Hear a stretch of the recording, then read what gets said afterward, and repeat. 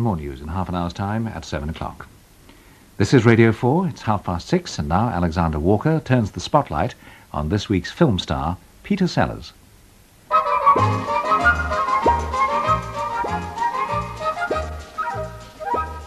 Oh, doctor, I'm in trouble. Well, goodness gracious me. For every time a certain man is standing next to me, a flash comes to my face and my pulse begins to race. It goes boom, boody, boom, boody, boom, boody, boom, boody, boom, boody, boom, boody, boom, boom, boom, boom, boody, boom, boody, boom, boody, boom. Well, goodness gracious me. How often does this happen? When did the trouble start?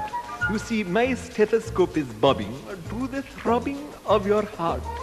What kind of man is he to create this allergy? It goes boom, boody, boom, boody, boom, boody, boom, boody, boom, boody, boom, boody, boom, boom, boom, boom, boody, boom, boody, boom, boody, boom. Well, goodness gracious me. The word chemistry in the film business doesn't mean the same as it does in the school laboratory, but at times it can produce just a stronger reaction. Millions went to see Peter Sellers and Sophia Loren in the film comedy The Millionairess in 1960. And I expect many of them were more than a little disappointed to find that this catchy, bouncy song, Goodness Gracious Me, wasn't actually in the movie. The two stars rushed a recording of it out when the film's box office began to show just how astonishingly popular they were together.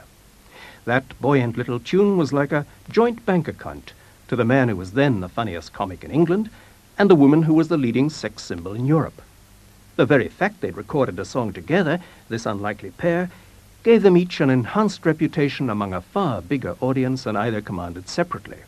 It proved the shrewdness of putting them into the film version of Bernard Shaw's play.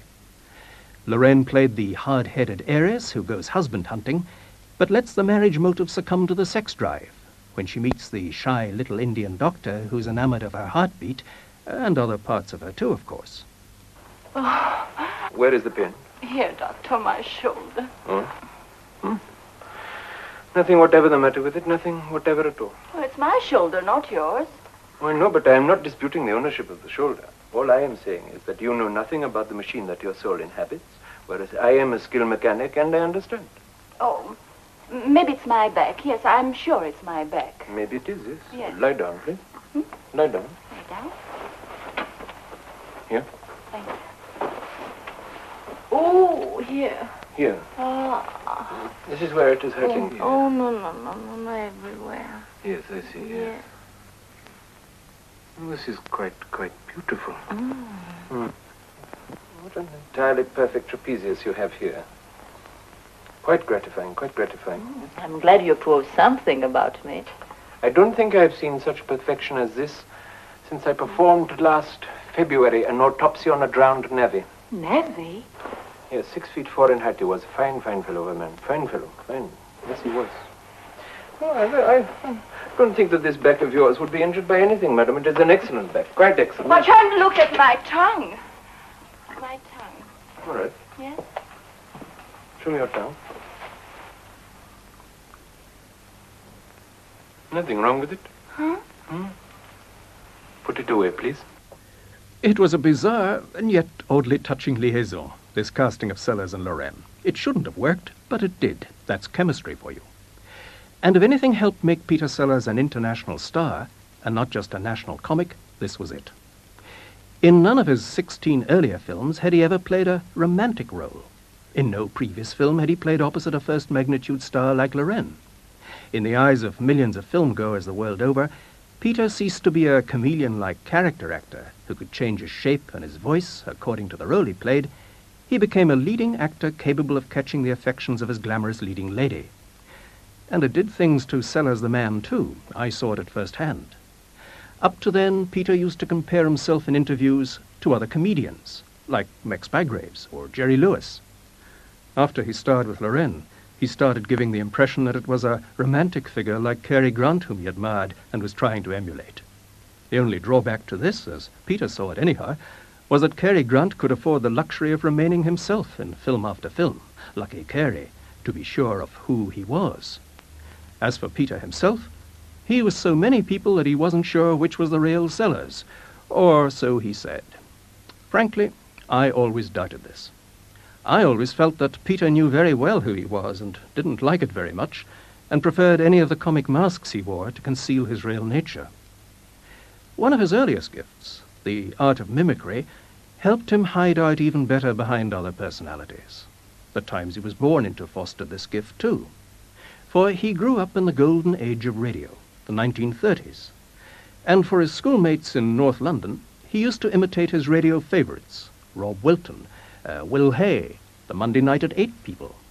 St. Aloysius, his school, had a large intake of boarders from abroad, and there were highly imitable foreign accents all round Peter in the classroom.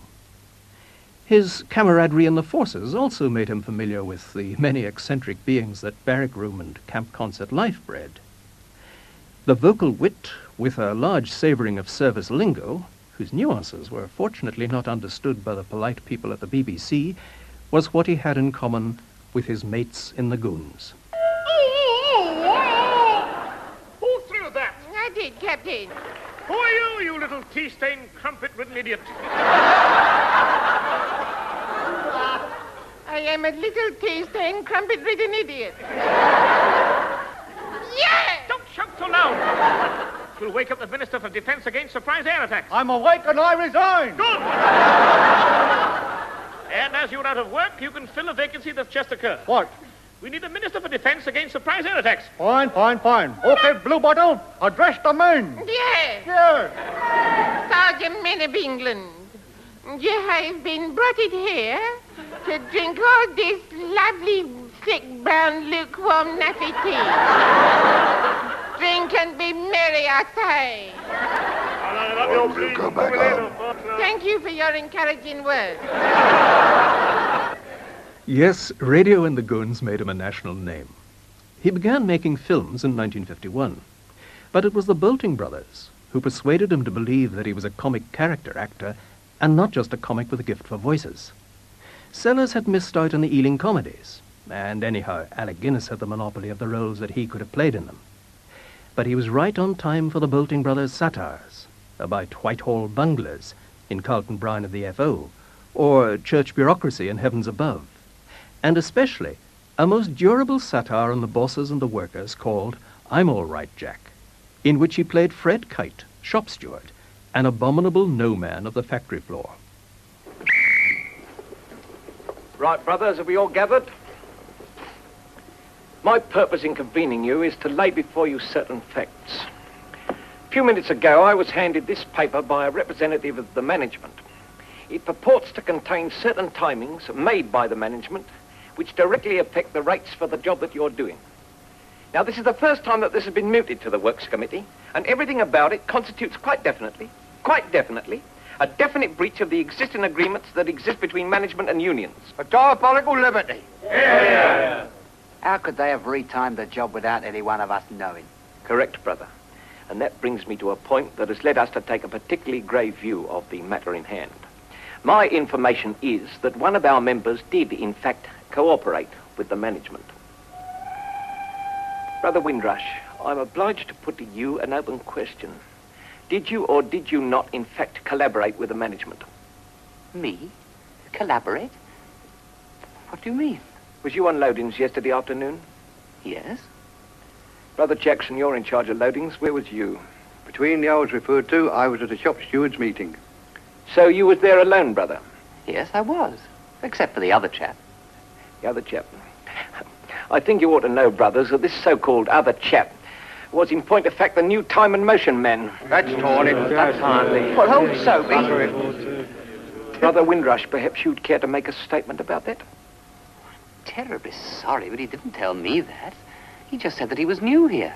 You must be dead stupid. You silly clot. Say that again. Order, brothers, order. Windrush, your case will come up tonight before the branch for consideration. Well, I would like to make it clear that I was not working hard. Just quicker. Dirty, rotten trick. Typical. What are you going to do, Kitey? Call the drivers out. Call the drivers out. I tell you, brothers, everybody's coming out. In creating film roles like Fred Kite, Sellers always worked from the outside in. He mugged up the union vocabulary. He'd no trouble, there was a lot of union strife in Britain then. He altered his appearance drastically. He wore a double-breasted suit, as constricting as the Marxism that Kite professed to preach, and yet as baggy as the sloppy way he conducted industrial relations. There are still plenty of red kites around. Indeed, during the run-up to the general election of 1979, BBC Television cancelled a showing of I'm All Right, Jack, in case Sellers' mimicry of Union pomposity and obtuseness was deemed a bit politically partisan. Sellers' performance put him on top of British film comedy, just at the time Alec Guinness was withdrawing from screen comedy and going in for more serious roles in films like The Bridge on the River Kwai. Sellers, of course, had his rivals. One of them, to my way of thinking, was Lionel Jeffries. Jeffries hasn't Peter's obsessional quality. He knew where the job of being funny began and finished. But he could take Peter the distance when both of them were in comedy roles in the same film, like The Wrong Arm of the Law. Jeffries is a Scotland Yard man, and Sellers is the shady crook masquerading as the owner of a Mayfair salon that's only the front for crime. Bonjour, monsieur. Qu'est-ce que vous voulez? Bonjour, Inspector. Oh, God blimey, Pearly Gates. I'm delighted to meet you, but I think there must be some mistake. My name is Charles Georges. No, don't give me that. When I took you in 1948, you was Pearly Gates, and Pearly Gates you'll always be. Inspector, 1948 was a long time ago. Things change. Now, look, mate, just because you sell a few women's frocks in the West End, that does not mean to say that things have changed. I do not sell women's frocks in the West End. I sell gowns, mate. I don't care what you sell. We're onto you. We know it's a front. One of these days, we'll find out where you're getting your material from. Then we'll have you. You're being watched, you know. Now, you listen to me, nosy. Don't call me nosy. You was nosy when you pulled me in 1948, and nosy you'll always be. I'm legitimate now, nosy. I made 168,000 knickers selling frocks last year, gowns, I mean. Yeah, well, if that isn't criminal, I'd like to know what is. Now, come on, state your business. I'm a very busy man. I haven't got time to chit-chat to the likes of you. Got a proposition to put to you. Bribery? Right. I want 2 sergeants and a tape recorder in here immediately. I'm not trying to bribe him, mate. I don't carry loose change around with me. Stand by. Go on, I'm listening. I've got a lot of work to do today. Such as catching the IPO mob. Such as catching the IPO mob. Hey, send in a nice pot of tea and a couple of fairy cakes, will you? Peter admired talent in other actors, but he was unduly sensitive to some stars he played with. Orson Welles was one. When they were both cast in Casino Royale, Peter was highly nervous and actually believed that Welles, who had a justly famous reputation as a conjurer and magician, was casting a spell on him. He refused to appear with Welles on the set, and their scenes together had to be shot with each of them when the other wasn't present. They met, so to speak, in the cutting room. Peter also believed some of his roles took him over, as if he couldn't shake off the identity he had assumed to play the part. Maybe this wasn't too bad when it was a comedy role, but not so good when one of his black moods was on him. Then it was a bit of an ordeal for all concerned, waiting for the effect to wear off. He was in one such mood when he decided to play his only straight and unlikable role in films, in Never Let Go. In it he was partnered by Carol White, and played a vicious and crooked second-hand car dealer, very much Sellers without the laughs. Where'd you get this? I don't know. I got lots of stuff. With Burgess printed all over it? Every time something goes wrong, that bloody salesman crops up. Where did you get it? Tommy gave it me. He found a whole box full of that car he took. You little fool. What are you trying to do? You, Tommy, and that creeping salesman. You're going to ruin me between you. Don't you realize this stuff could be traced? What's it to me? What's it to you? You? What are you, Jackie, without me, eh? I'll tell you what. You'd be doing time for running away from the home. You'd be on your back in some cheap tip. You'd be trotting around some crummy club like one of those tarts you don't want to go and see. Stay there, Jackie. There. That's where you belong. Never Let Go was badly received and did poor business, and Sellers never repeated the experiment. But it remains interesting evidence of the destructive side of his own nature. Fortunately, it was followed immediately by his huge success in The Millionairess. As I've said, that film changed Peter's self-image, how he saw himself. For one thing, he embarked on a savage crash diet to lose weight and improve his romantic looks. It wasn't enough that Sophia Loren should fall for a little Indian doctor in the film. She had to fall for Peter Sellers himself. Some of his friends believed Peter took things too far, and by virtually starving himself for weeks, He changed the metabolism of his body and weakened a constitution that was already none too strong. It may even have contributed to his early death. But Peter's changed view of himself confirmed to him how attractive he was to women when the part he played rendered him amorously vulnerable. In Only Two Can Play, for instance, he was a little Welsh librarian with amorous designs on the local Lady Chatterley. Of course, you know the reason why you wake up so early every morning, don't you? You've got a big emotional problem, Louis. Yes. I mean, it's a well-known biological fact that some of us need more than the normal outlet for our creative urges. In the old days, of course, the 7-year itch was something you scratched, not landed up in the divorce courts with. What price Romeo today, eh? You can just see him, can't you? Writing to the papers. Worried teenager Verona. Well, I wouldn't give much for his chances if he tried to climb that drainpipe. The bloody thing had collapsed before he cocked his leg over the sill. A couple of inches in the news of the world and a complex for life. Which doesn't help you any. Look at that wallpaper. Look at those stags. Oh. 3 layers of house and garden pink and they're still rampant. Probably the paint makes them breed or something, I don't know. You know, you're a stag at bay, all right, Louis. Well, what's it going to be then, boy? Doing something and regretting it, or not doing something and waking up in a state like this every morning? The same film, Only Two Can Play, forecast how well physical slapstick became him when his amorously inclined body failed to aid and abet him in his designs on the lady. This talent he brought to perfection as Inspector Clouseau in the Pink Panther series. He put together the basic comic elements of a couple of his predecessors, like Buster Keaton's imperturbability in a world that's not his oyster, but his banana peel, or Charlie Chaplin's dignity as he picks himself up and dusts down his glad rags as if they were bespoke tailoring. And Sellers added to them a touch of his own amorous vanity. For although Peter eventually found the biggest laughs in Clouseau's accident-proneness, in the early creation of the character he played on the pathos of a little man, hopelessly, disproportionately, in love with his own extravagant and unfaithful wife. Inspector Clouseau, how much money do you make? Oh, what has this got to do with it? Well, your salary. How much does the police inspector get paid? You know, Enough to buy your wife a $10,000 mink coat? Oh, of course not. You're aware that your wife spent $7,000 at the Yves Saint Laurent only last month? What? And 2 months before that, $4,000? Well, it's impossible. We know for a fact that your wife has spent at least $30,000 on clothes during the past year. Sir, my wife is very frugal. She saves out of the housekeeping money.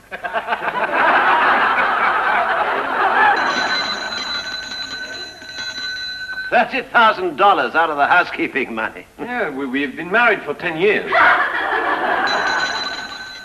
In the first Panther picture, Clouseau has the outline of a cartoon character, but the details of him still are very human. Somehow, as the gags got coarser, Sellers managed to preserve his own subtlety, but his pseudo-French accent got more and more exaggerated, more and more goonish. Sometimes even the French gave up on it, and you can hear it in a confrontation with Clouseau's long-suffering superior, Chief Inspector Dreyfus, played by Herbert Lom, in The Pink Panther Strikes Again in 1976, 12 years after the first Panther. Clouseau. Please, there is no need to thank me. Thank you. For saving your life. Someone was hit on the head. Yes, you have received a bump upon the head. Bimp? What? You said bimp. Yes, I know that. It is a large bump. You could receive the concussion from such a bump. Allow me to assist you. No! I'm all right. I'm fine. Never better. Just a little shaky. Probably the shock of, the surprise of seeing you here again today. Well, I received a report from the Sanity Commission that they were going to review your case today, so I thought a few words from me on your behalf. Oh, God. How generous of you, but... Well, I'm not without influence, you know. Yes, I know that. Yes, I have become a rather important official in the department. I've heard. You're the new chief inspector. Yes, we made quite a few changes since you went crazy. Towards the end of his life, Peter grew deeply despondent about his Clouseau creation.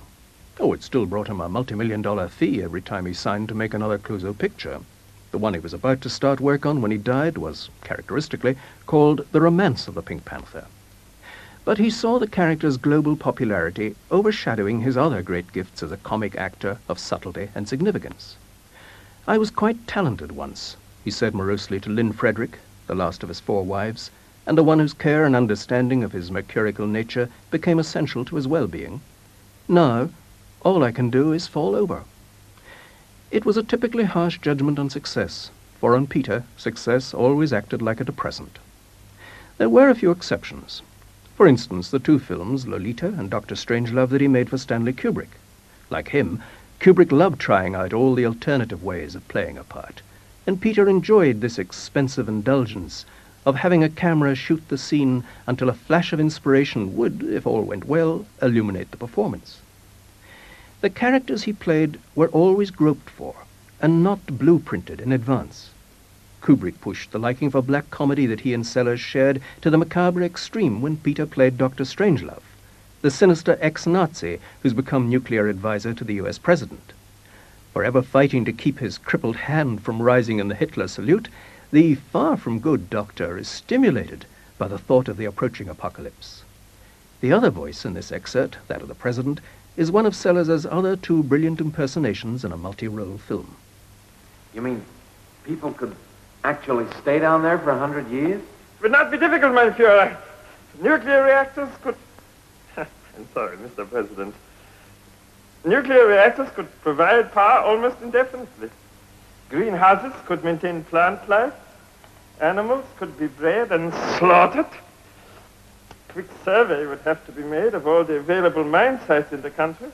But I would guess that dwelling space for several 100,000 of our people could easily be provided.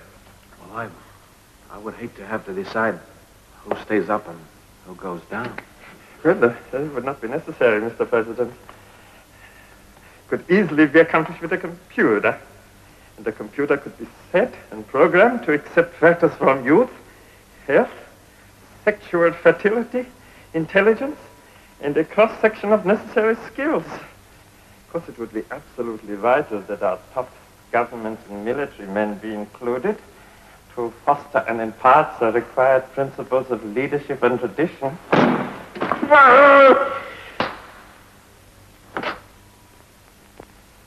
Actually, they would breed prodigiously, eh? There would be much time and little to do. But with the proper breeding techniques and a ratio of, say, 10 females each male, I would guess that they could then work their way back to the present gross national product within, say, 20 years. In his last but one film, entitled Being There, Peter played another presidential advisor. But this one was a character who very much resembled what Peter Sellers claimed he was himself, a man without a face.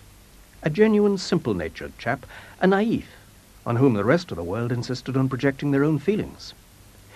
I don't for a moment think that this was anything but a romantic delusion of Peter's. But then whose genius is based on a 20/20 perception of how the real world looks, including oneself? Being There was a satirical allegory of American society's habit of worshipping the appearance of things instead of their substance.